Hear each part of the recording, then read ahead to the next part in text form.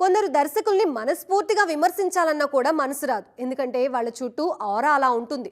వాళ్ళ స్థాయి దిగజారుతుంటే ఎలాంటి దర్శకులు ఎలా అయిపోయారా అని బాధపడడం తప్ప ఇంకేం చేయలేకపోతున్నారు అభిమానులు. కొందరు తమిళ దర్శకుల విషయంలో జరుగుతున్నది ఇదే. మరి తమ మార్క్ మిస్ చేసుకుంటున్న ఆ లెజెండరీ దర్శకులు ఎవరు? మణిరత్నం. ఈ పేరు చెప్తుంటేనే ఒక తెలియని గర్వం ఉంటుంది. ఇండియన్ సినిమా రూపురేఖలు మార్చేసిన దర్శకులలో మణి కూడా ఉంటారు. ఓ నాయకుడు, దళపతి, రోజా, ఇలా చెప్పుకుంటూ పోతే ఎన్నో సినిమాలు. అలాంటి దర్శకుడి నుంచి మొన్నొచ్చిన తగ్ లైఫ్ చూసి ఫ్యాన్స్ బాధపడ్డారు.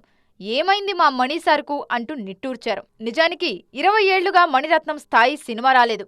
ఓకే బంగారం జస్ట్ ఓకే, నవాబు పర్లేదు, పొన్నియిన్ సెల్వన్ తమిళంకే పరిమితమైంది. కడలి, రావణ్ గురించి ఎంత తక్కువ మాట్లాడితే అంత మంచిది. ఇక తగ్ లైఫ్ లో మణిరత్నం మార్కేలేదు.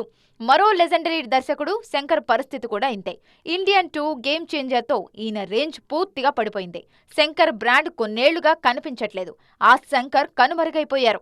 గజనీ, తుపాకీ, కత్తి లాంటి ట్రెండ్ సెట్టింగ్ సినిమాలు చేసిన ఏఆర్ మురుగదాస్ సైతం దర్బార్, సికిందర్ తో డిజాస్టర్ ఇచ్చారు.